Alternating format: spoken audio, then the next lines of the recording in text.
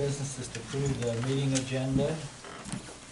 There is one addition to the agenda, and that is on the last line there. Approve the salary for the second junior high assistant basketball coach at that cost. And I think that's all of the additions to the agenda. I'll make a motion to approve the meeting agenda. I'll second it. It's been moved and seconded that we approve the meeting agenda with that addition. On the consent agenda, all those in favor say aye. Aye. Opposed, motion carried. The consent agenda consists of January meeting minutes, approve hiring Connie Siffel as part-time school counselor, approve hiring Sandy Lawrence as a test coordinator, and approving Cassie Cannon as a JES test coordinator, approve renting a van to transport BPA students to Boise for their leadership conference, approve emergency school closure day February 5th, approve open enrollment for a 7th grader, and approve 13 open enrollments for next year, and then the salary of the second junior high basketball coach. I don't think you mentioned the second item. Oh yeah, accept Michael Hewitt's resignation and release him from his professional contract. I move we approve the consent agenda. It's been moved and seconded that we approve the consent agenda. All those in favor say aye. Aye. Opposed, motion carried. Reports, Eric McDowell has a report on the insurance, what we found out. I have more than one report on stuff. All right. Okay, so you guys bought a 3D printer last month. Here's some, I'm using it in 3 different classes. Here's some things we printed and passed them around. That's a 3D printer? No, the products are one. Oh, okay. And so, So it's these are B-traps for like wasp and stuff like that. So I just start out with a big chunk of plastic? No, it's a filament. And it just, you can see the layers. Okay, gotcha. And this is a model of a 2-stroke engine. And so I've got, do whatever you want with them. That's the little black vial there. These were early things before, and then that one there is the fine one. So does it print that thread in there, or do you tap it in there later? It prints it in there. Yeah. And I mean, you can. There's a clock on the site that you can download, which I downloaded this stuff from. That's all plastic. The entire thing's plastic. The only thing metal in it's the nuts that you use for the weights. And I mean, just anything you can think of. There's parts that are for air compressors and different things like that. And we've got a bunch of plastic, different types of plastic. And we're looking in, Dan and I are looking into getting a 3D scanner. And so the idea is, besides student projects, is to have people from the community come in with a part that they need fixed, like a gasket or something. It's either prohibitively expensive or really you can't buy it, and we can print it. And we know the cost of the plastic, and we can. I was thinking, measure once you get everything done, measure how much plastic you used with the mass, and then you can use it to get a price and charge them time and a half the price that we paid to pay for the plastic. So do a service to the community. So yeah, and then I've got 3 classes I'm doing projects in. One class is making a rubber band powered car. Another one's doing a rubber band powered helicopter. Another one's doing a balloon car, powered car. And everybody seems to be excited, so it should be fun. That's that. The other thing, something to think about is there's a Monsanto grant coming up for $25,000. I would like to write the grant for a concession trailer. Unfortunately, the concession trailer, so we can use it to replace our concession stand.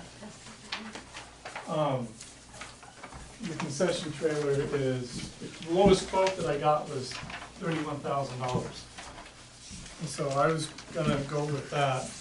And but that leaves $6,000 about to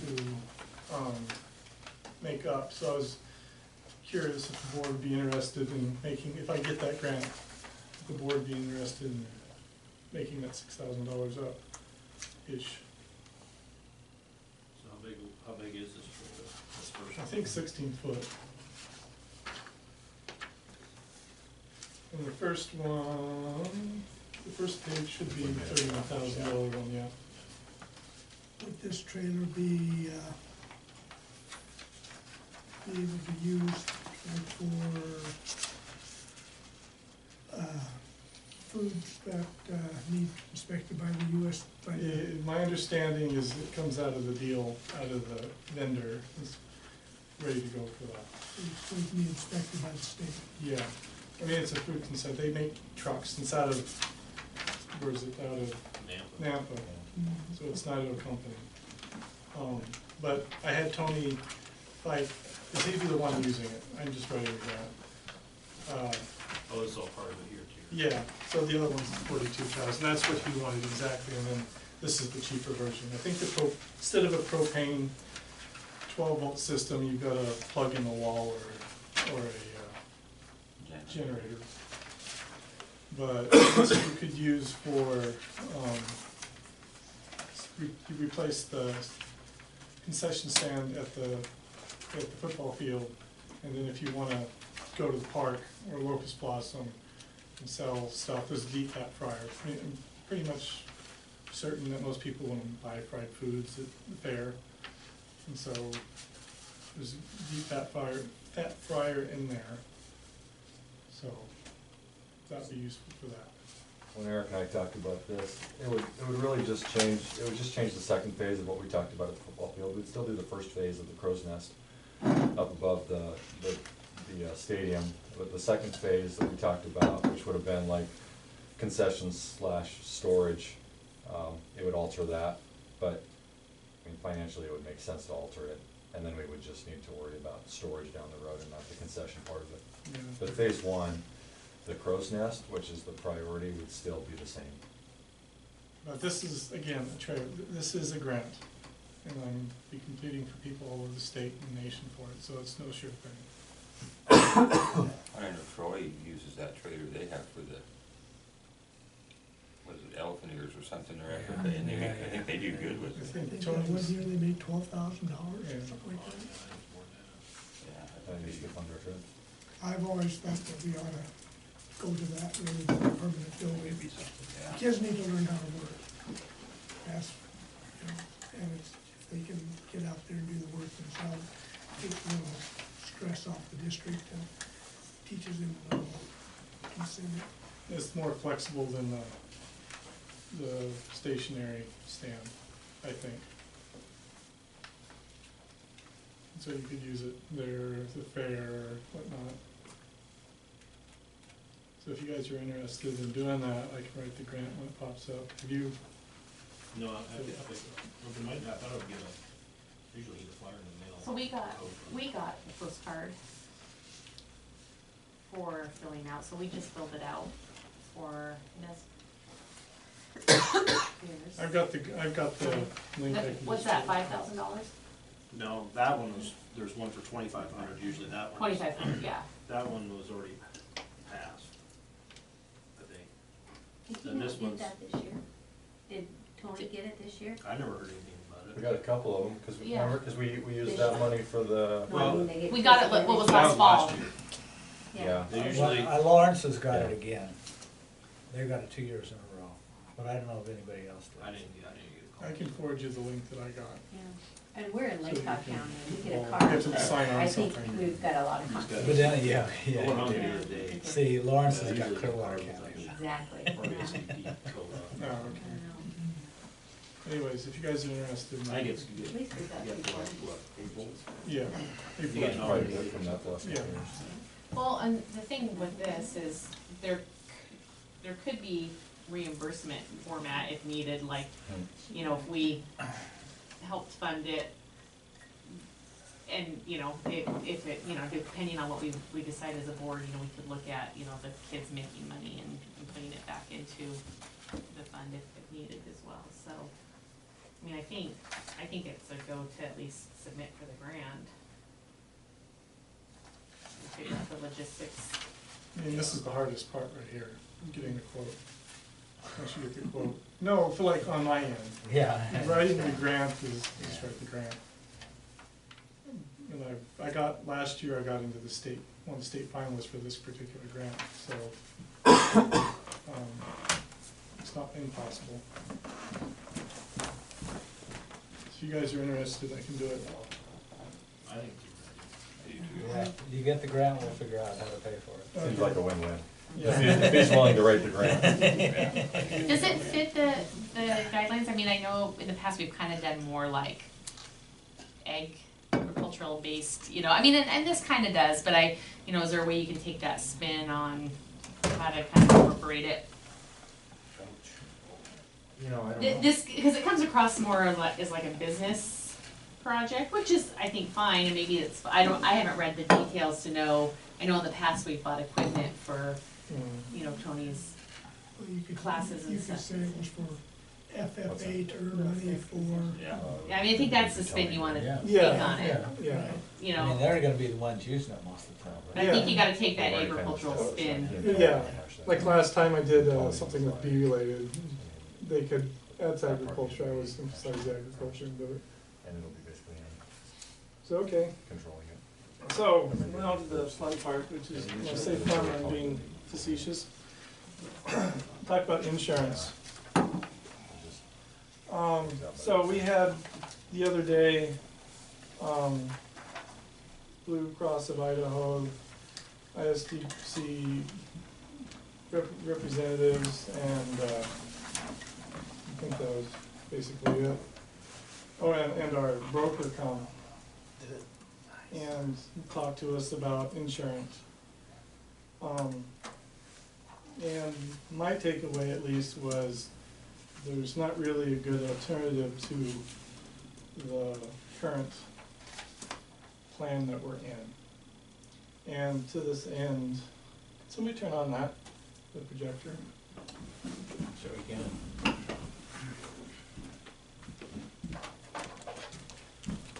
Mr. Can you Wood, access this with your computer? you should be able to. Mr. McDowell should be able to as well.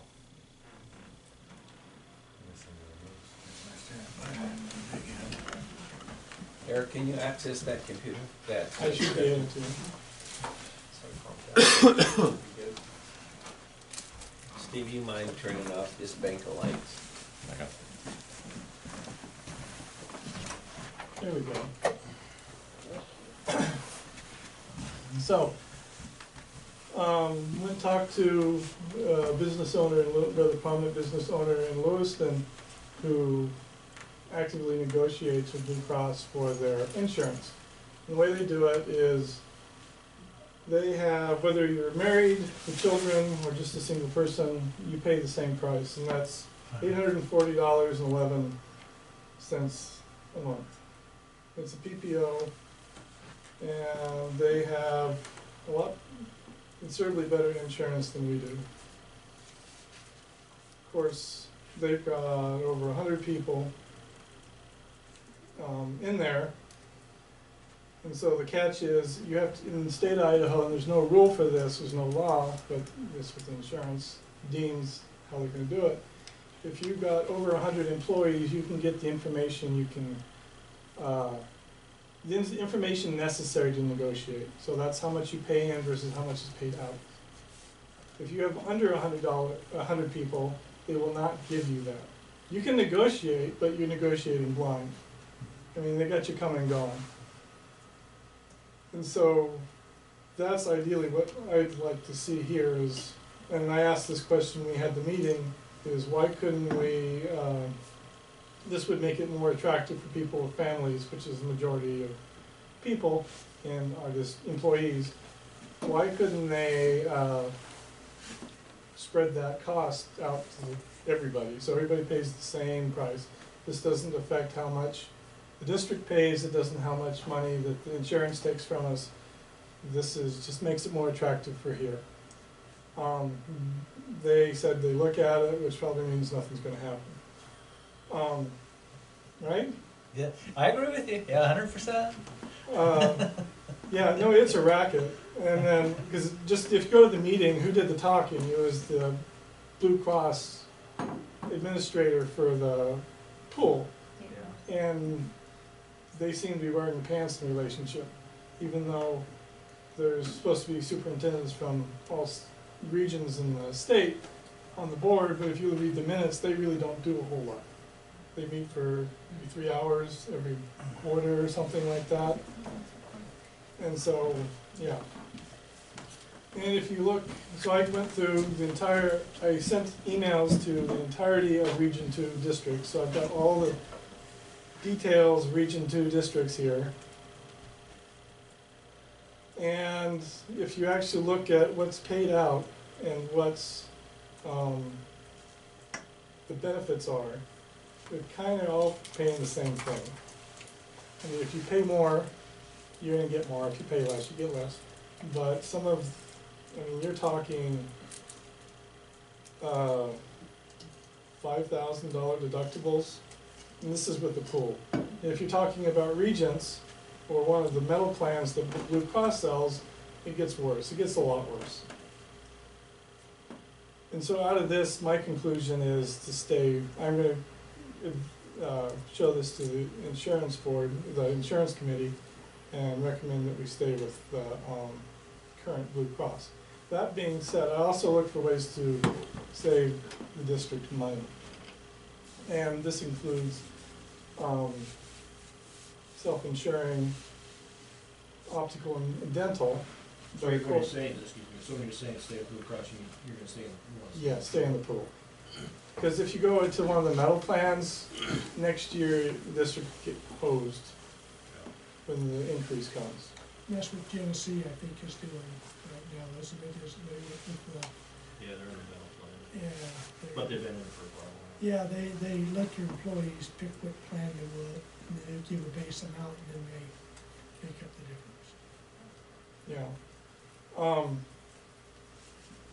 And so I think we'd be opening, it would probably have worse benefits than we have now for employees, and in the long run, it's probably gonna cost the district more. And then Regents is a joke. Their quotes are jokes.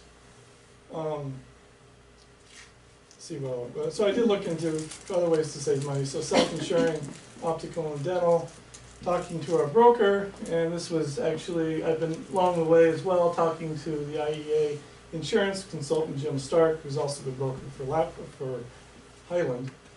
And he agreed with the broker that we're too small to self-insure.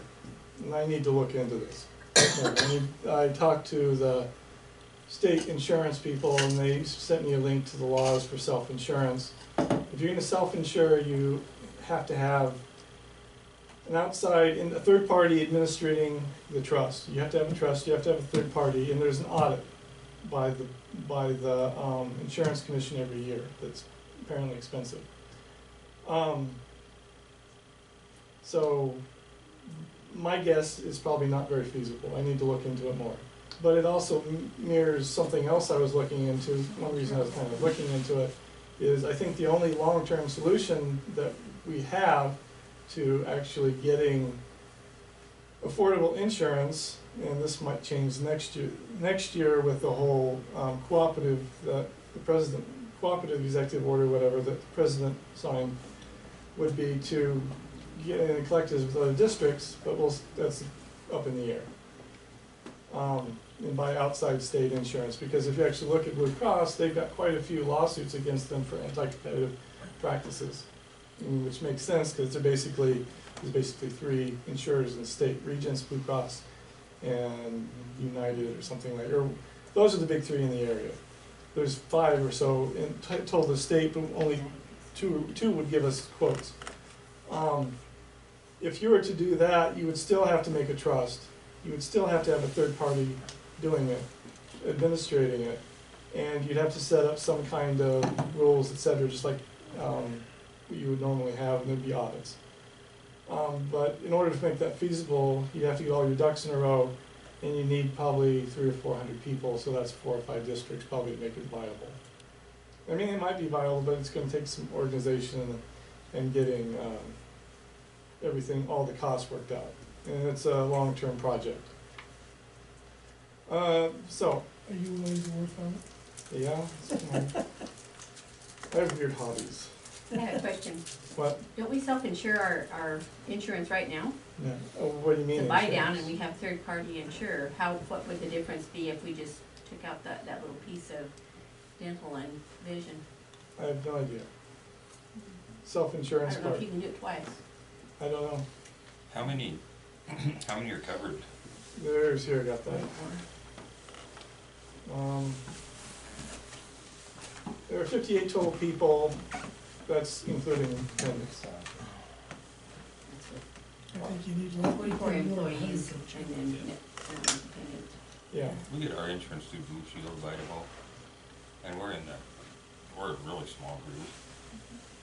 And we're even smaller now because the union members all stepped out of it as of January. And we got some pretty good rates, and we're able to negotiate with them.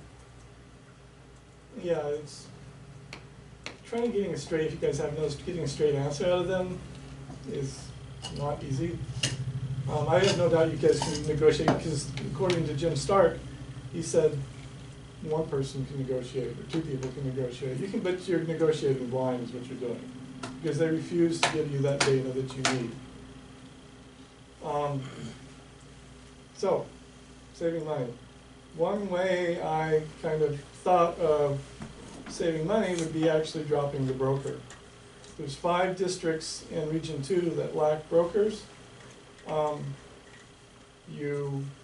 you get a broker, you might be more an expert on this, they kind of, if Blue Cross is being difficult, they kind of get on them, you got to guess? And then. You know, we've always paid a broker fee when we were with Blue Cross versus going to the Murray Group. We see what the Murray Group, but they add it to our, to the premium, Mhm. just like all the other brokers do. We've always paid a broker fee. Talking to Jim Stark, he said you can buy this through a website without a broker.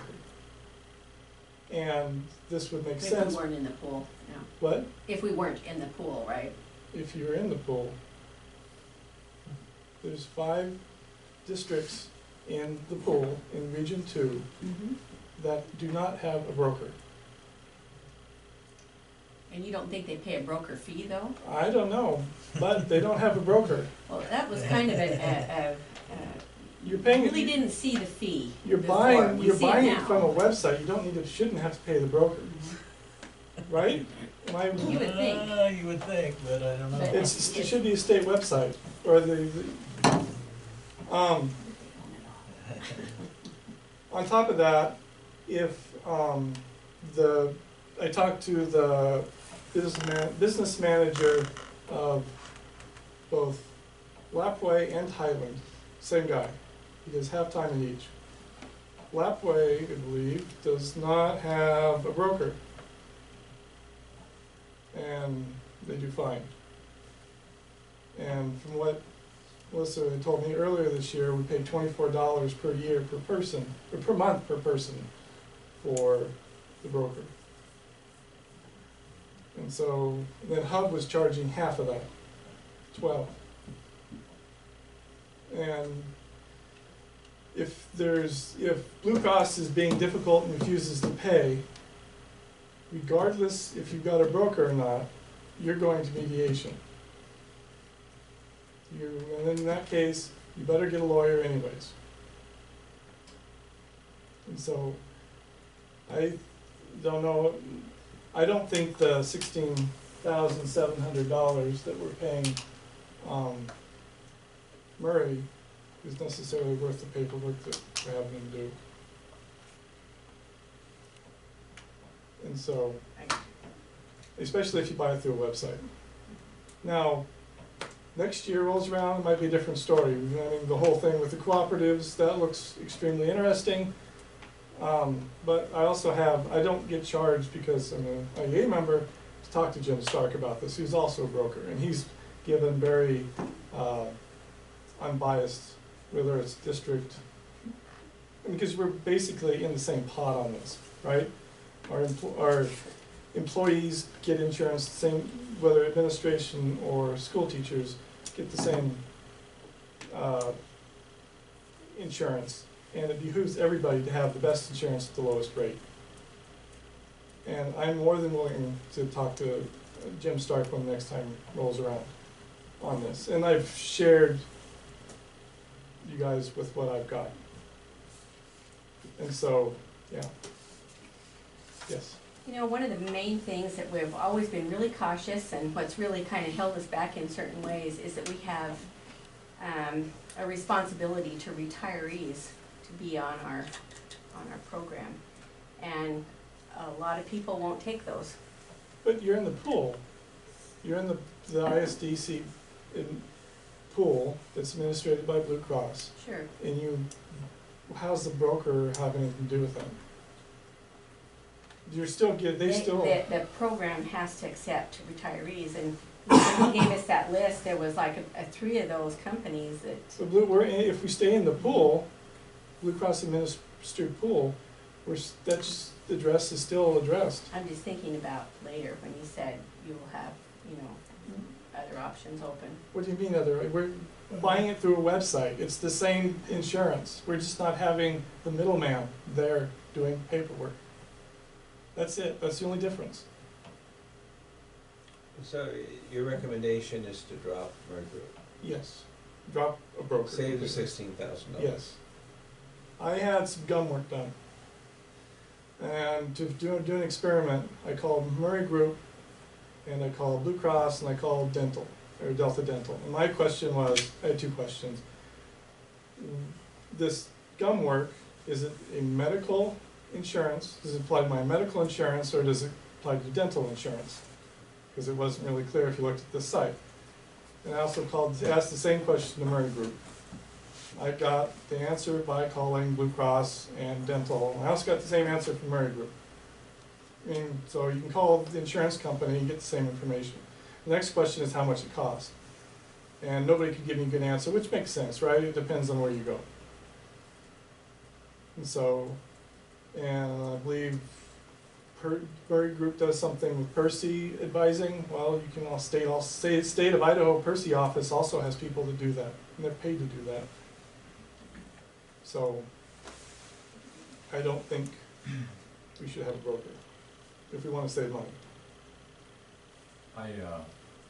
When I first got here, there was no broker that I know of. Yes. And you're saying like that we were paying those fees, it just was hidden?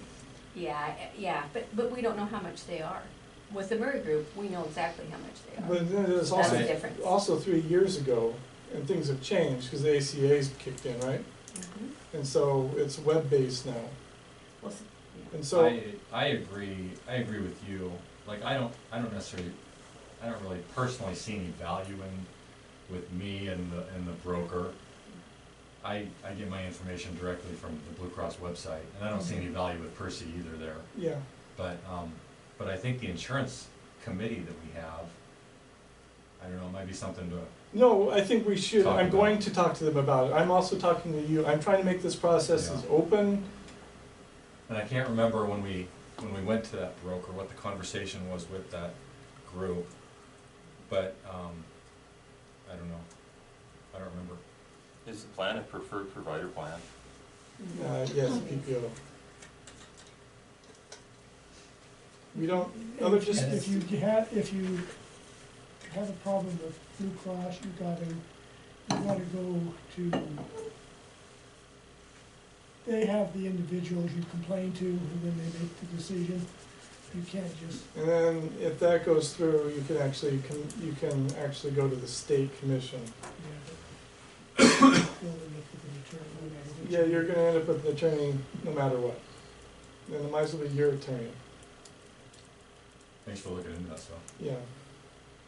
So, So, do the teachers still wanna, and the employees still wanna be in a PPO, or do they wanna have an HSA, or? I talked to several teachers, they like it how it is, with the option of doing either. They're going all HSAs, no. Because especially how it works is, my understanding is, let's say you put money into the HSA, something, God forbid, something catastrophic happens, which is very easy to eat up that savings, then what happens the next year when that savings, you only can get so much in that. Reality is you only can save so much, especially if you're a family, right? What happens if that nest egg's gone? Well, and then they did show us that, and, you know, Mark Woodworth, he told us that, who we're with right now, Blue Cross has terrible HSA plans. They do, you they know? do. You'd have to go And- with somebody else. Yeah, yeah. and- Although, yeah. Yeah, but you don't have to have your HSA through Blue Cross, you can go through anybody else Yeah, because yeah, I have an HSA account, and it gets added to every year, and you're right, if there's some catastrophic happens, I could be out of pocket 10 grand. But if you can get through a couple of years without anything catastrophic, then you've got enough built in your HSA, you're in pretty good shape. Yeah, but we've also got 2 people in the district who've had cancer. Once, even if you beat it, you're stuck with a chronic health condition for the rest of your life, Mhm. and an expensive one at that. Good luck saving money there.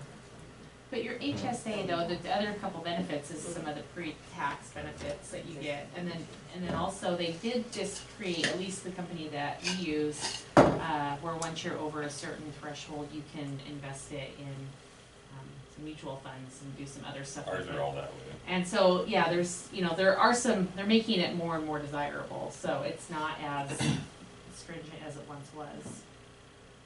Did your, the employer add to your HSA? Yeah, they do, they can totally contribute to our HSA, it's 100% employer. Okay, so you don't have anything to it, you could if you wanted I to. can't if I want to. Ours doesn't match, so they incentivize you to hit a certain amount, and if you hit that amount, they'll match up to a dollar amount. So I always put in the max to get the maximum match. And the IRS regulates how much you can have, Right.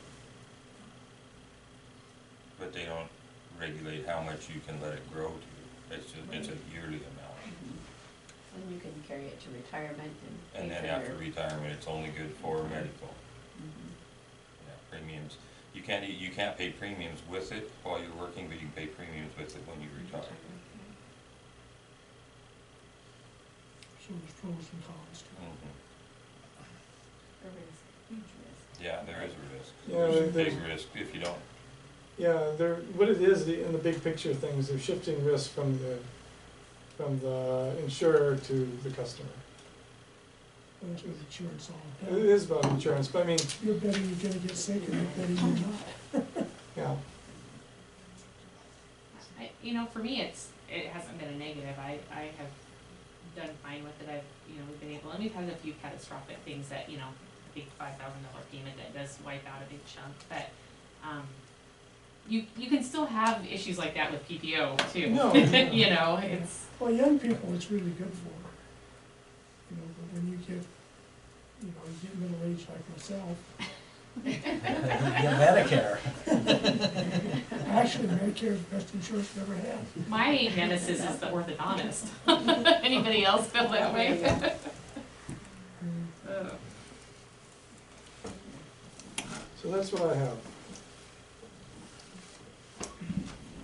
If you guys want this file, just ask and I'll send it to you. I would like it, Okay. you could send it to me. But it just demonstrates the power of being able to negotiate for your insurance. Thank you for your You research. did a lot of data. And I Yeah. know we pay higher rates than a lot of districts. We pay highest rate, second highest rate in Region 2. Yeah. And the highest rate, see, goes to Moscow. That's a different story because they kind of self-insure. I think it was White Pine. Because they've got a 90 to 1%, 90, 90/10. and they were $800 for an individual. When we went to that meeting here, what was that, about a month ago, we were one of the lowest users in Region 2, one of the lowest users in the state. But we had some of the highest premiums, and they said we have to go to the trust to get it changed. It's, Well, I mean, look at your average age of employees has a lot to do with it. I think you're right. it does. I mean, even if we did get those rates, we'd still have to, you know, go with, we would be rated on who we had for our demographics. So it's really They gotta not got you by the comparing ears. apples and apples. it's super depressing doing the research on this, just FYI. But And frustrating too. the only point I would make is that with your recommendation, we haven't solved any problems. No, We're just going the way we have, and yeah, families can't afford the insurance. I know that, but what's the alternative? Yeah, I don't know. I don't I have an wish answer. there was an either. alternative. I mean, I've looked, and I'll keep looking, but I mean, this is, it's, they got you coming and going. It's not even funny how they got you coming and going. Well, but Chad and I can attest, I mean, we've looked at, you know, when you're self-employed, those look really good.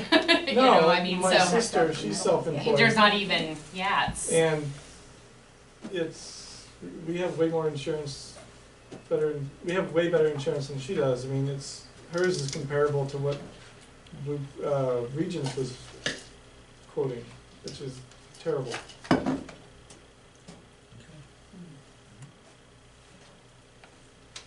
All right, any other discussions on that?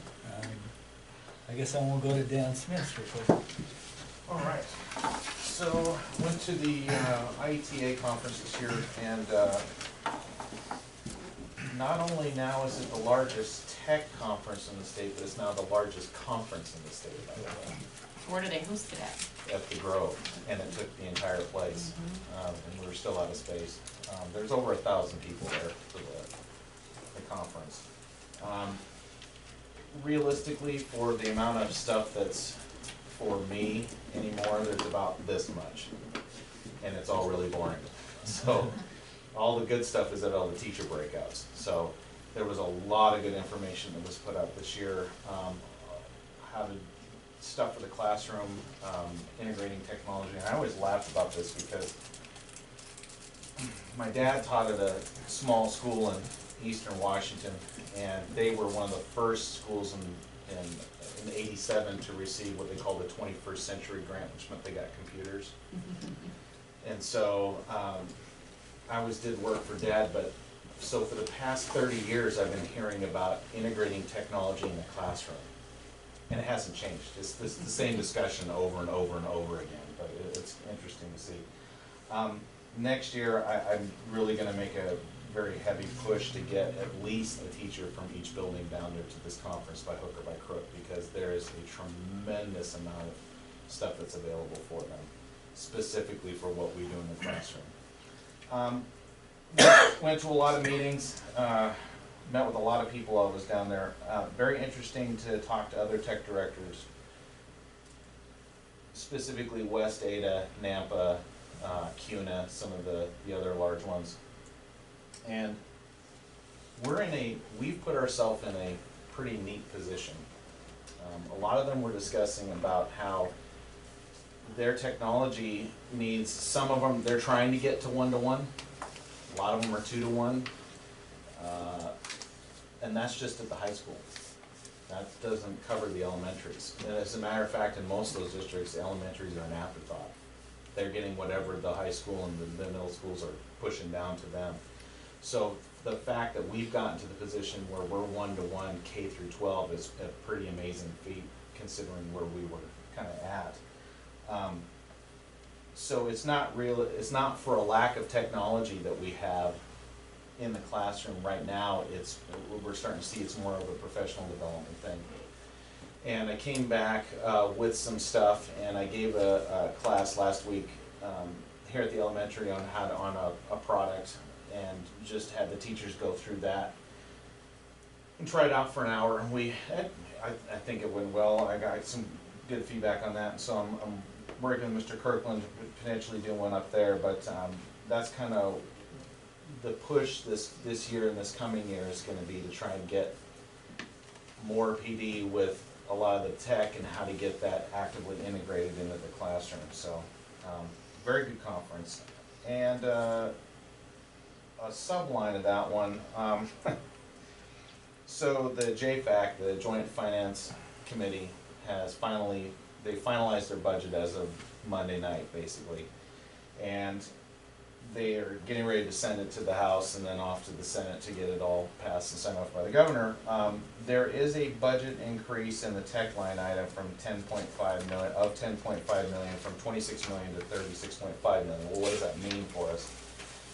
Well, what happened is that, I don't know if you guys remember, but there was a wireless program that came out in the state that happened at the same time that the IEN network came out. And if you bought in, if you joined as a part of that, the state took over and they did the wireless in your high school. Well, that contract is not being renewed. And so there was a 5-year period there where, depending on when you got into that, you had that stuff in your building for 5 years. Since they didn't renew that contract, they're now taking those monies out of what would have been in that contract and they're gonna disperse it back out to the districts. So their plan, as we were told, is that for the districts who were in this program and their contract ended this year, so July 1st is when it would roll out, they then have to purchase wireless gear for the next school year.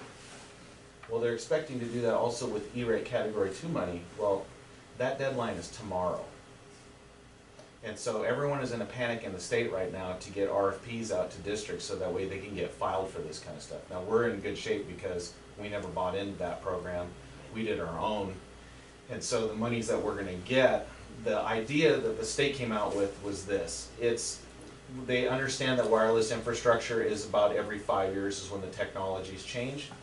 So they're saying if you want to do a little each year, you can do it that way, or you can just roll over those dollars each year until you hit a dollar amount that you want to put out to E-rate again for Category 2 and then do a gigantic purchase at that point. It's entirely up to the district on however they want it to deal with that. There's also an IT staffing line increase of $500,000 from 7.5 million to 8 million. They were not willing to add a FTE position in the classified realm for IT folks, and I think they're going to be resistant on that for the next couple of years until I'm in the same boat as everybody else. Everybody is understaffed and overstretched, so it's not just our district, it's everybody's district is running into that same issue.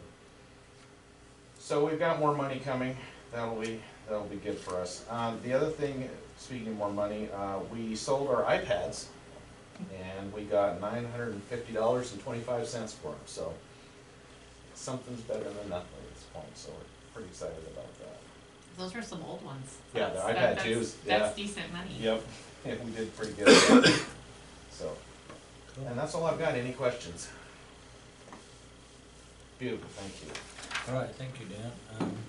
Any trustee requests or reports? Yeah. I have one too. Go ahead. No, Lindsay and I went to down to Boise and got to meet with Dan Foreman, sorta. Actually, after Lindsay left yesterday, I walked down to the Senate to see if I could get to speak to him, and went upstairs to the majority caucus room for the Senate, and the guard wouldn't let me pass because they had him in there talking to him, and he was raising his voice quite loudly, so I left. But apparently he was having some issues with the Senate Leadership Committee. But anyway, he was working on a bill to allow out-of-state insurers in Idaho, which is going nowhere. They've decided that that's not gonna pass, so that's where we're at on that. Then they worked on moving, one of the legislators wanted to move the voting for board members to election year for Senate candidates, and I think that's gonna get voted down.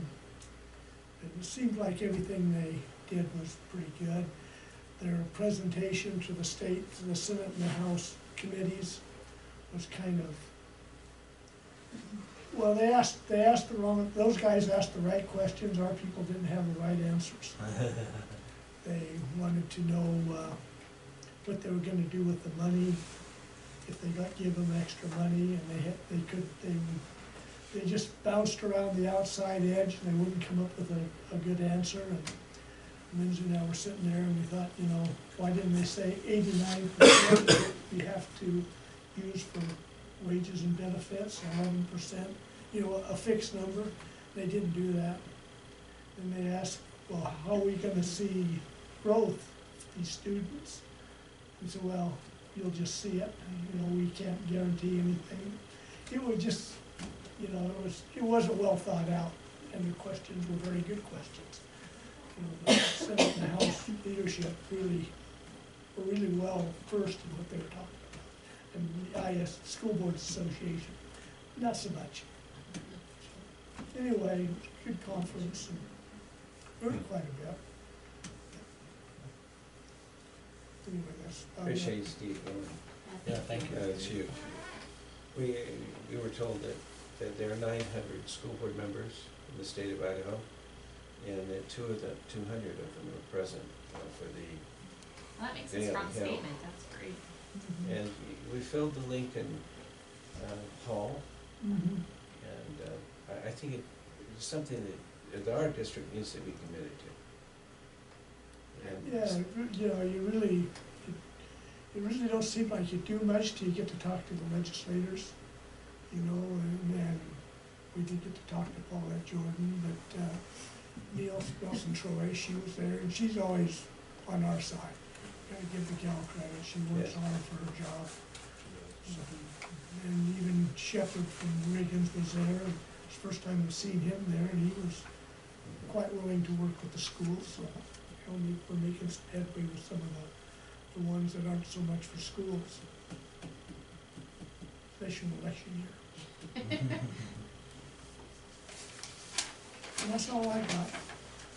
All right, do you have something, Shelby? I just think it's kind of a topic that needs to be discussed, and I'd like to see us get it on a future agenda, but, you know, I think it's time we address school security again. I've brought it up on a couple occasions, and it kind of keeps getting pushed down, and, I think it needs to be prioritized, and I really think we need to be looking at options, whether it's even in stages with simpler options to start, and if we look into something more in depth. You know, obviously it can happen in our back door. It happened in Freeman not that long ago, and you know, it's just a scary time for our kids, and and even our parents, and I think there's some things that we need to do as a school board and a school district to ensure that our kids are feeling safe while they're in the school, and I think to ensure the parents that we're doing all that we can. And unfortunately, you know, like this little partition out there with a sign is not enough. So, you know, I'm sure that there's the high end where you're talking about all new doors and, you know, that step to even having it be a more visible from your office and having that. So I think we only have 2 schools in our district. I think those are things we need to start really prioritizing. And I think, you know, as a group, I think we need to look at what those options are and start getting them out there. I talked to Greg, the superintendent at Moscow, and they got buzzers on their doors, and they buzz them in and out after, But the initial start of school. right, except for the initial start of school, at the end of school, they buzz them in and out. You know, the high school, That wouldn't work with us. No, I'm saying their doors are open, Are they? because there's kids going everywhere throughout the day. Oh, Like Melissa and I just talked about it the other night. And, so he's gonna, I think there is some of that, but I know that, and he's probably accurate, but there's times of the day that I know that those campuses that have multiple buildings, like there's kids going here and there, and it's that's a impossible. challenge. It would be easier for us though, I think, Right. than it would be like a campus like that. and your high school really has a nice setup for that with that double entry where you could go into that first foyer and then be buzzed in, you know. There's some things already in place. Yeah. But one of the board members we went down to Utah, and they changed their doorway, so everything is funneled through the office after the kids come in the morning. Everybody is funneled through the office. And that might be something we could think about. You couldn't do that in here though. Well, they did talk about, you know, what you're talking about, buzzing them in, by adding another double door there where the stairs are. Yeah, at the Actually top of the doing stairs, or even, you know, And they even if, talked even about if you that. went to the first hallway, you know, there's no really Yeah. access other than the office. Well, the other thing was too, is to change the doorway here and maybe put windows on that side wall, but you're really cutting through some old materials that's been there for a long time, who knows what's there. But, that way, you know, just a visual, being able to see as well is a plus. Yeah. The other thing too, I was thinking, especially after this last incident in Florida, is that there's a lot of mental illness. And a lot of times in the news, they mention issues that students have. And I think as well as having top security, I think having really good counseling services and your thumb on the pulse of what students are, their mental condition is kind of along with it important.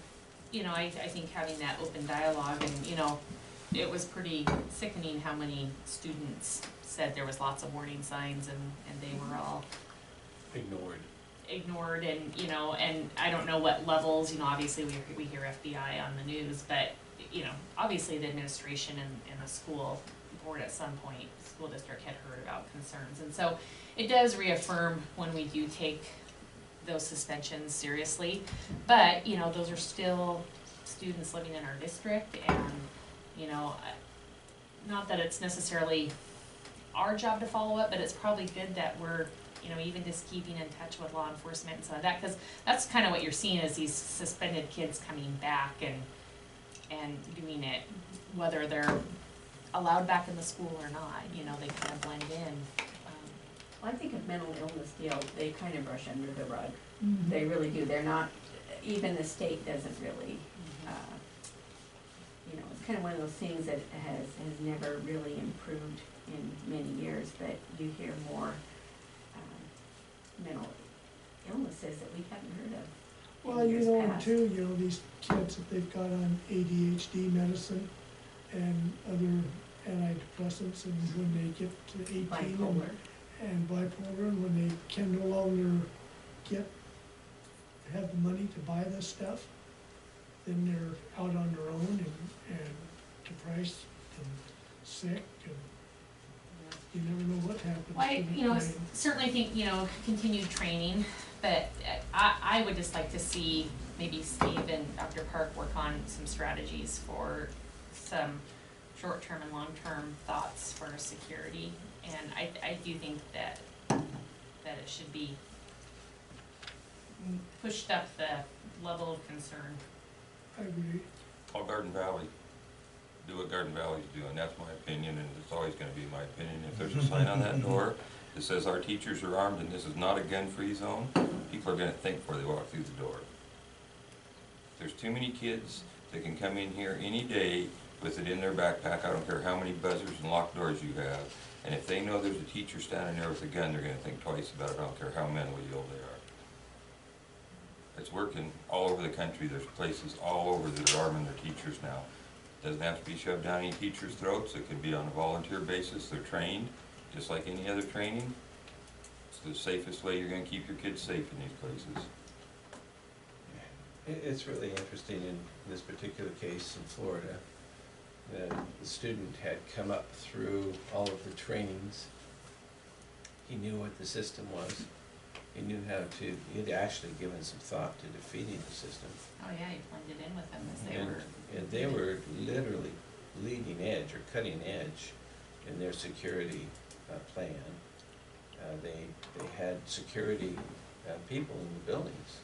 And one of the adults that was killed was a security officer. Yeah. But did he have any way to fight back against the gun? Yeah, he had a weapon. Garden Valley, I went to their deal in Court Lane. They train those teachers all the time, constantly. They said from the time that it's announced 13 seconds they got somebody with a gun in their hand. They're shooting 9mm assault rifles that are easy to handle instead of a pistol.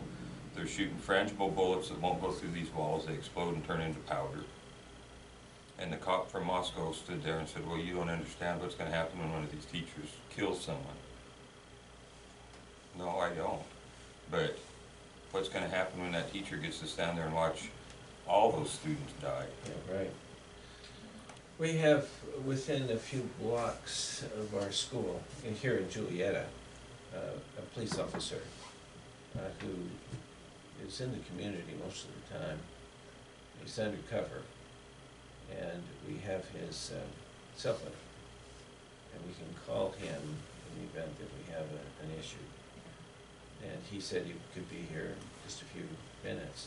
Whereas if we put a call into Latah County Sheriff's, it would be quite a while, almost a half an hour Yeah. before we got a response. You know, and I know we're not gonna solve, this is, you know, an epidemic, and we're not gonna solve it here in this room, and, you know, there's certainly lots of different strategies with the mental illness, the security piece, the security guards, army teachers, you know, I guess what my thought is there certainly are some simple measures we can do to keep our buildings safer, and I think that it's worth looking into. Bigger picture, you know, down the road, that topic's been brought up at several ISBAs before. In fact, I attended a training. Did you attend a training on campus for security? No, I didn't. No. You know, they bring up a good point though, you know, sometimes with good people arming themselves then it becomes an issue when law enforcement gets involved. You don't know who's the bad guy and who's the good guy. All you see is a gun. That's why they train with law enforcement, so they know. But, you know, I And mean, you have to I'm not wear sure having something lots that of guns and says lots of shooting is the security or best scenario staff or- either, but, I think what Steve talked about, those are easy, it's an easy first start. So yeah, I mean, you could do that at both buildings, yeah. especially the high school. It's got those separate sections. You could do it here though too. You could put a window there and just have a door right down here where people wouldn't have access to kids until they got buzzed through from the office. Like, that's doable. To me, it's, that's probably one of the most cost-effective ways for us to provide I that, think it and, would. and, I think it would. I think it would send a message to our community and to our parents and to our kids. I mean, my kids don't even, you know, I'm afraid to turn the news on in the morning. It's all negative. It's all school shootings, Russian, you know, it's all, and it's like everything is so, and I just think these poor kids, that, you know, they're trying to go to school and learn. And Morgan, you know, we drive up to Spokane and she goes, I'm gonna close my eyes until we drive by Freeman. And, you know, she's 11 years old. I think these little districts, we have a little better idea who's having issues in big districts, and we have some advantage that way. There's a little more interaction between the teachers and the students to know a little more about them. Just less kids makes kids more visible too. Mm-hmm. And it'd be a lot easier in a little district like this to have a guard. They'd get a lot more done than in a great big school. But I think we could notice it, and hopefully easier in a school district like this than you're gonna see in them big districts where it seems to happen more often.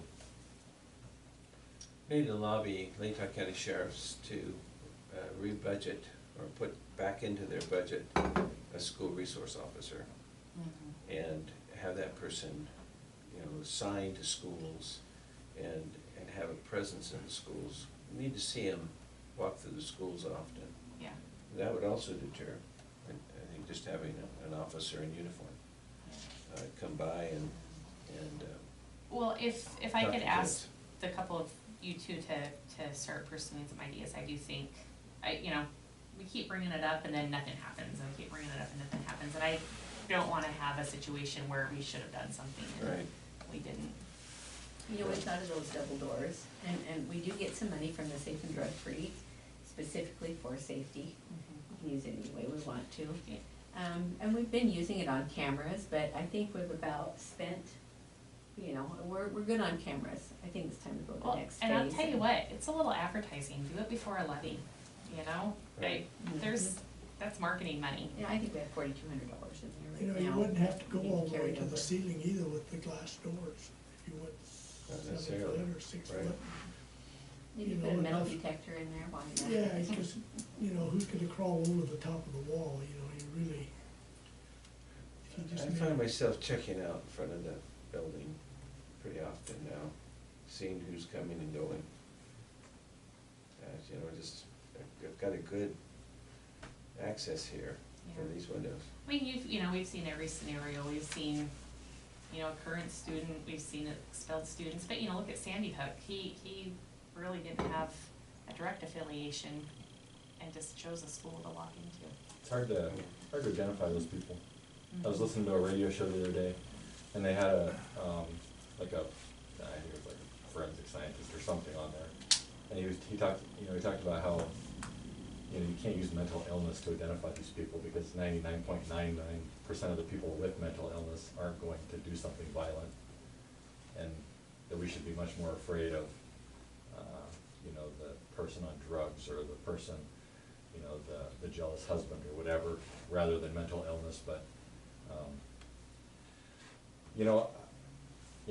I've been in a lot of schools, so I kind of have an idea of like maybe what something like that would look like at the front of a school, but I don't know well enough to like make that decision. I mean, there's gotta be people out there like that you could consult with that would help you set that up, I would think, and that seems like a logical first step.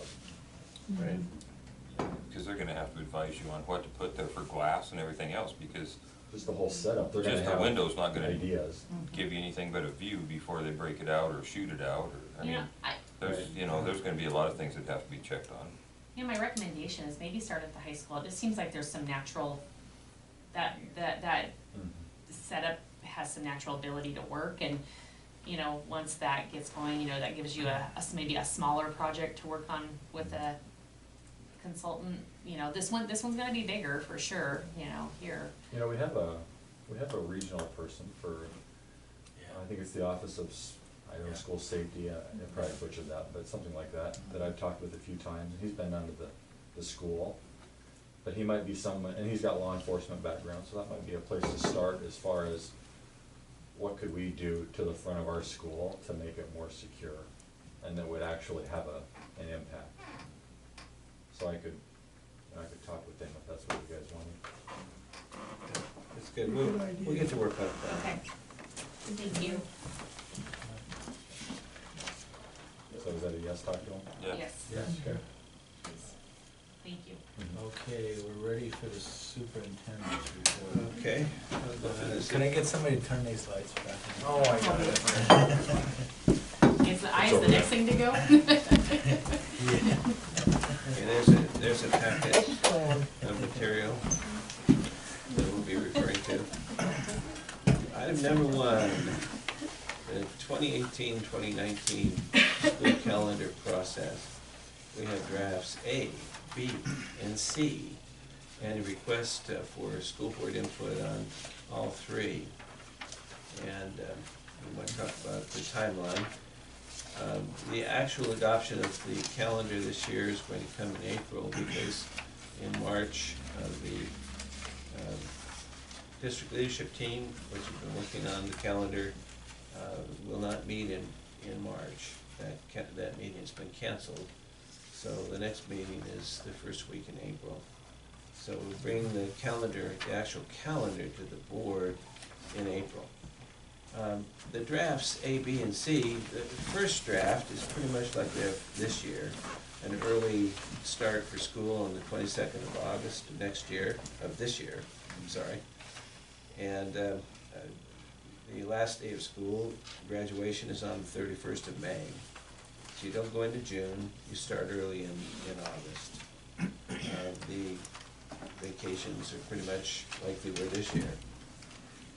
B, we add 10 minutes to each day at the high school. We actually don't, excuse me. We actually don't need to add 10 minutes to the schedule at the elementary school, because we did that a couple of years ago. So we have 10 minutes built into the elementary school already. this, in draft B, you start early and you finish on time, you know, at the end of May. And the extra time that you gain by adding 10 minutes a day is incorporated into the Christmas break. And in November, during the Thanksgiving holiday, you get a full week there instead of the 3 days, for the, I guess, the 2 days that we had this year. There's some advantages. And what draft B does, it listens to a survey of staff and community members. So we took input from those two groups. What we get to C is a really interesting one. You start really late in August. The first day of school is the 27th, which is the start of that last week. And you go all the way to June 7th. So you have a late start and a late finish. And you're still adding 10 minutes a day, so you're incorporating the full week in November.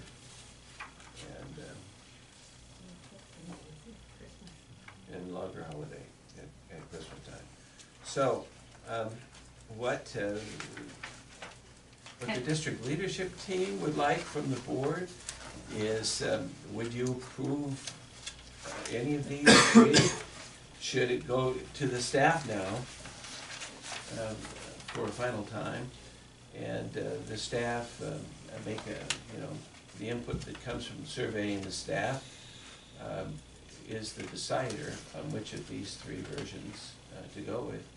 Would the board support any of these three options, or is there an option you would take off the table so that the district leadership team would just like to know which versions, draft A, draft B, or draft C, they should take to the staff? If you want to take one off the table, this is the time to do it. I can give a working parent's perspective. I would take off draft C, and draft B is least favorable. 10 days at Christmas is really hard for a lot of working parents to get that much time You got 10 off. days on all of them, A, B, and C. Yeah, but not as much at Thanksgiving No. on A. I mean, it's just, you only get Makes so it much hard. vacation, and when you don't have, I like the little shorter holidays personally. I get why the teachers like having the long holidays, and the kids probably like having the long holidays. It's just really hard as a working parent to come up with, my kids are old enough now that they can stay home, but when they were, in 1st and 3rd grade and stuff, that's a lot of arrangements to make for that time frame. And that's a lot of days off. So, You're ready to send your kids back after that many days. Right. That's for sure. So I like A. So basically, the extra time goes into the 2 days in November, and I'm not, Yeah, two less school days, two. Total. Yeah. Go Which from one? 174 to 172. B and C, reduce your actual school days by 2. B and C do. Yeah. At least you know today. And also teaching day, 2 days. I think draft I think not C. Okay, so Not take C, C I out. don't like C. Take C off the A. Yeah, that last time between graduation and when the kids are out of school, I don't think you get anything out of the You don't kids. get would you? nothing out of it, I don't think either. Well, it's finals usually finals for the younger kids when you do that. We didn't do that this year or last year, but that's usually what it is though. So, it's just, I would, with draft C, I would focus more on the idea about adding time to the day and taking off, what was it Thanksgiving week? Yeah. Because I didn't make it to this meeting until the very end, but I've had two people on the district leadership team meeting that I don't think that they were totally clear about draft C. I was just counting the days to see because I'm not sure if it actually comes out to 172 and 80 now.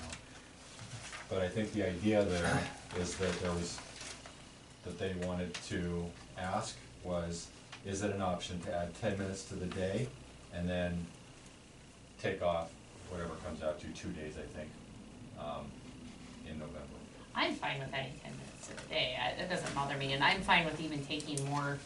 I'd rather have, you know, if you're gonna want more days, that's fine, but I'd tack them onto more 3-day weekends and stuff like that than these 10-day-long breaks, but. Yeah, I guess I'm kinda confused as to what the difference between B and C. Well, C, is. you don't get out till June. June seventh. Start later. So you You start start all- 2 days later, 3 days later. 3 days later, be go longer. You go And, 5 days longer. but you go 5 days longer, right? And you still only have 172 days. Because you had extra time spent. I don't, I'm kinda confused, sorry. There's any more school days. Yeah, you start 3 days later, but you gotta go a week longer. Yeah, it doesn't You make any sense still get a to full me. break at Thanksgiving. Yeah. Yeah. I think if they start later in the year, they need to just start right after Labor Day. Cause that's when most of the kids will come, new kids. And I bet you a lot of people just, We've always had it in August, and not that it always has to be that way, I think that would be a pretty big change for people. It used to be the last week of August, I think. Did you always go until June? Yeah, first week of June. When you First, guys were going to second, school? third. I'm hearing take C off. Off That the was just table. my personal perspective. Well, see, though, it don't I make like much the sense, cause starting you have 5 days and you I just Yeah. like starting Yeah, early. I You like don't- starting 3 earlier? days later. Yeah. You like A or B? Yeah, we're just gonna take C off, I guess, I don't know. I like the student days to end in May. I would like to see the kids work longer and the teachers work longer. And that happens with draft A and draft B. Oh, yeah. Sometimes you get that system to Henry, don't disagree with it, that's. Okay, are we ready to move on? I like to be able to get school out of 10 to May, so I don't have to deal Why are we with hiring two full? it. I can go do what I wanna do in the summertime. I think most parents would say that That's just too. a proposal from the group. I graduated on the 22nd of May, so that's when graduation was. Wow. Yeah, there's a lot of conversation The about only reason I that. know that's because my sister's birthday and I graduated Yeah, on her there's a lot of birthday. conversation about Okay, thank you for the input on the calendar. We still have a lot of time, because it's not gonna come before you until April. And I think there's still some time for the district leadership team to work on it. Item number 2, the Idaho Educational Funding Committee update. We had a presentation, and Steve did a wonderful job of reporting on Day on the Hill, so I'm not gonna belabor that too much, but we did have a Representative Wendy Horman, who is the co-chair of the Idaho Education Funding Committee. She reported to the House Education Committee yesterday morning in fact, and on funding, on a resolution that came before the Education Committee. And here are the points that she made. No changes will happen before the 2019 legislative session. The Education Funding Committee will continue to work in the interim on several complex issues that weren't ready to go before the legislature in this session. The committee's recommended changes for next year will include doing away with the current educational funding formula, which is based on ADA attendance, and a complicated unit system, which Steve learned all about, Tim Hill, which budgets numerous line items. The new system, go to a new system, this is a recommendation of the committee, based on student enrollment and weighted rates for students with special needs. The weighted categories will include special education students and English language learners. A base amount will be set for all students with extra weight given to special categories of students. And rural small schools, we're particularly interested in this one, will qualify for special weighting and extra funding under the new system. the collapsing of the number of individually funded line items will result in, according to Wendy Horman, greater flexibility at the local level in doing our decision-making, our budget decision-making. Because of the complexity of equalizing funding from school district to school district across the state, local dependence on supplemental levies will probably continue into the future. It's just too complex, too hard to create an equitable system. So, resolution 26205, which I think you probably could look up online, did pass the House Education Committee on a motion and a vote, and went on to the floor of the House yesterday. I'm sure it will be adopted. The thing about the rural schools, we still have to have the same amount of staff for the special needs kids as other schools. We just have less kids within Comanche, but we still have to have those extra people. So that's why they're gonna give us extra funding, if it ever occurs. We, just another, to underline or underscore our support for Day on the Hill, it's really important to have a representative from our district down in that setting. We did meet with Representative Carolyn Nilsson-Troy. We had a nice session with her. We found out what her take on the main issues affecting education were. She turned out to be very supportive in everything we discussed. Mm-hmm. And we did have lunch with Senator Dan Johnson. He spent most of his time talking to Genesee. Mm-hmm. But right at the end, we grabbed his attention and talked about some issues that we were interested in as well. It's a great opportunity. So, as I sunset and Steve takes over, I think it's, I'd really like to encourage the district to continue to support that. Dr. Park, should that letter be February? No. The letter, Or did it go out prior to you guys? No, they only went out In January, okay, so it was just what we sent. yeah, at our last board meeting, I asked for your permission to send it on behalf of the board. Thank you. We had an opportunity yesterday to meet with Carolyn Nilsson-Troy, and I expressed verbally what was expressed in this letter. Thank you. The next thing, the additional items that we were given as talking points, we addressed all of those issues, one-on-one with the legislators that we met with. And now switching to our levy campaign, our renewal message is bulleted here in the article that will appear in the What's Happening newsletter on the 1st of March. And we do have two forums coming up. A forum on the 28th of February, a week from tonight, 7 o'clock, here in this building. It'll be downstairs in the cafeteria. We encourage everyone to be there.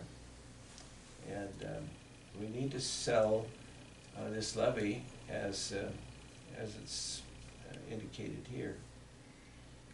We have a good campaign, I believe. Our message is a great one. We're reducing the supplemental levy by $100,000 over the next 2 years. And we are supporting a maintenance or facilities levy, a facilities maintenance levy of $50,000 a year for the next 5 years.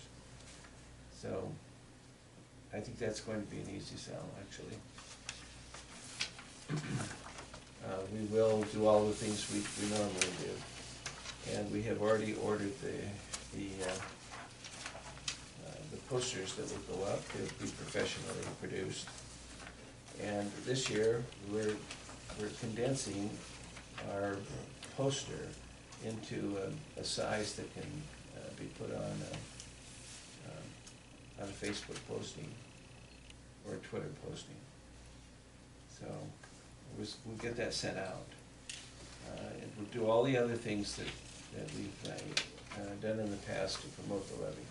Levy is very important to us. Walk-in freezer is number 4. That is installed and running downstairs, and it has, in fact, enhanced our capacity, our freezing capacity. It's functioning now. We had a bit of trouble getting it to work because the valve they sent in the original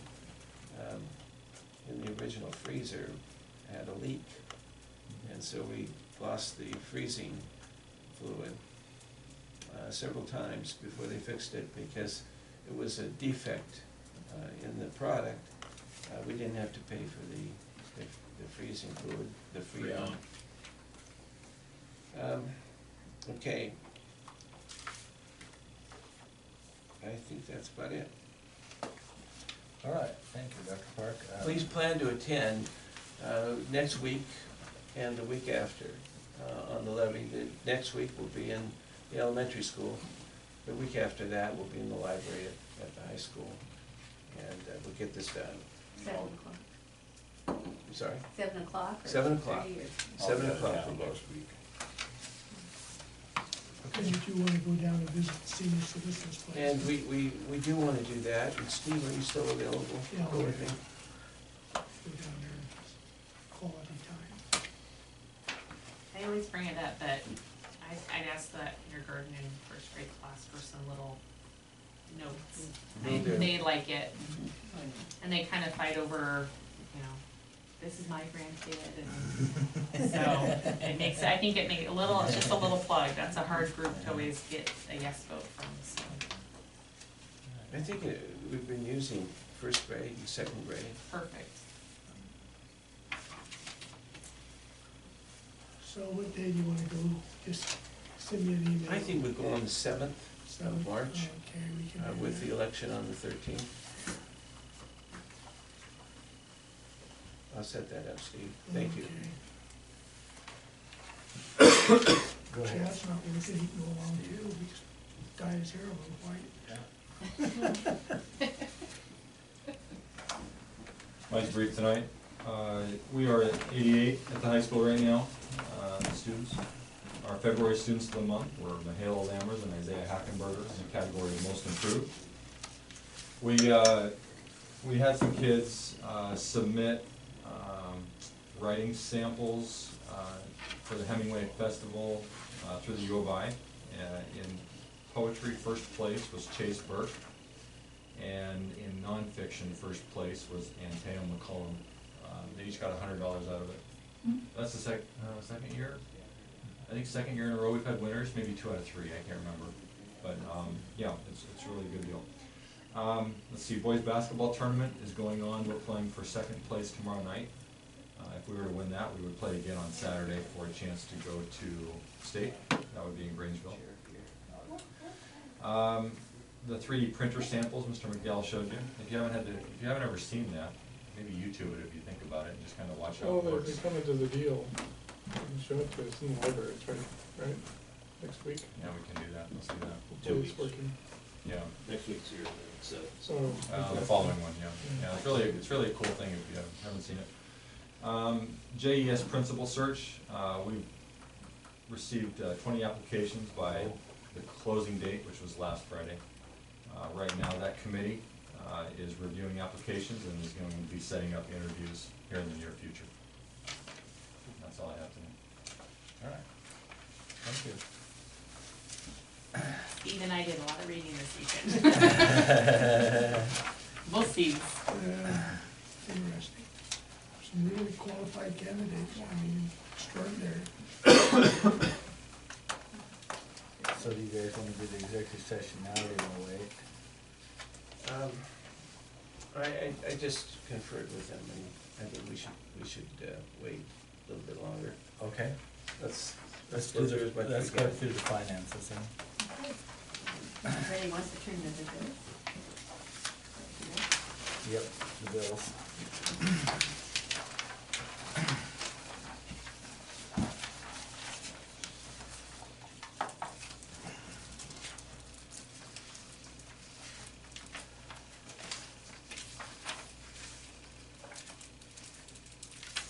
you turn to the second to the last page, you can see some of the expenses that were for the freezer.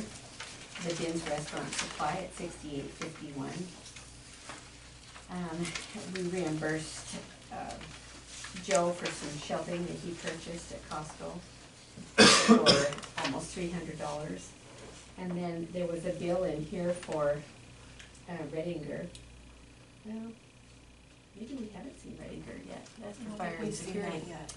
But he was here quite a bit, so that'll be interesting to see his bill for that. This one's for the fire and security, the security alarm, for $1,000. There's another one in here from Oxark, and that's basically the fire extinguisher, that's the annual extinguisher inspection they did. And also, Avista Utilities is $85.96 this year at, in January. And last year, it was over $11,000. So of course, I thought of that a little too soon, probably next month is gonna Next month they'll outdo, get you. outdo last year's or something with as cold as it is. So I see the Silverback, how are our teachers liking it? Well, that's a good question for these guys. Uh, That is teacher We're duty. plugging along. I'll say that, we're just plugging along.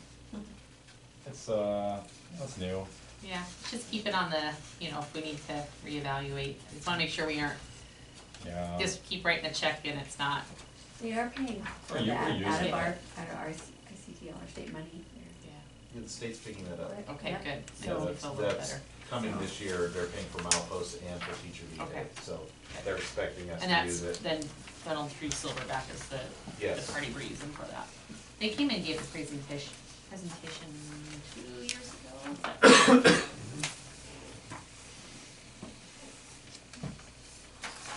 Yeah, any other questions on the bills?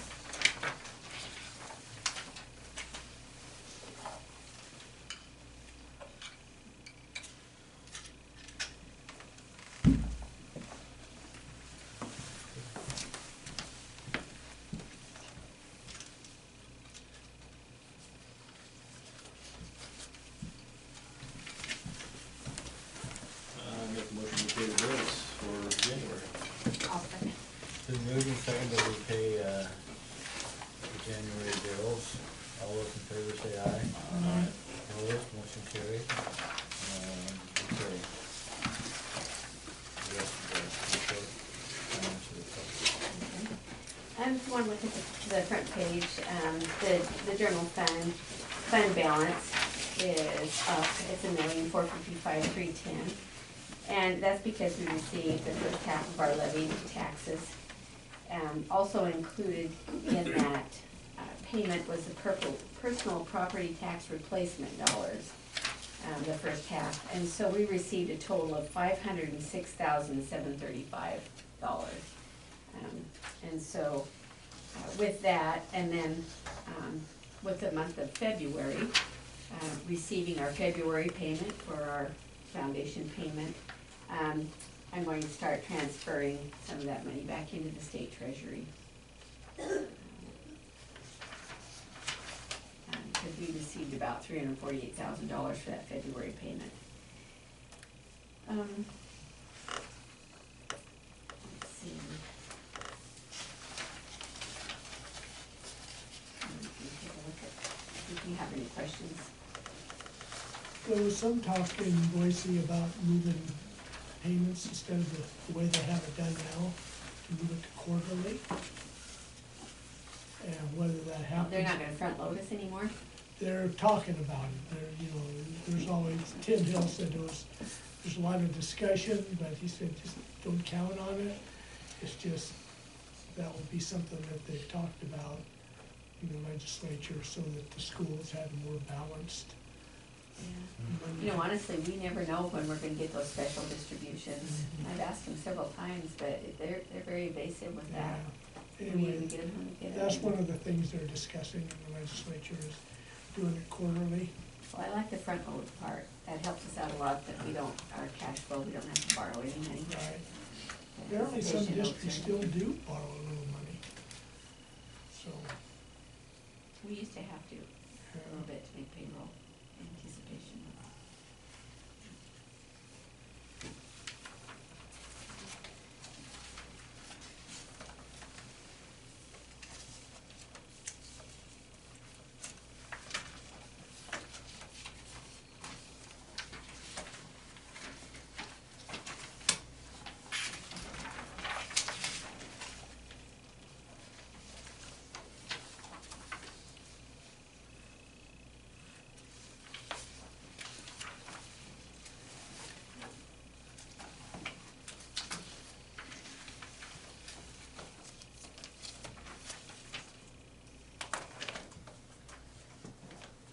We could probably move through these action items pretty quickly.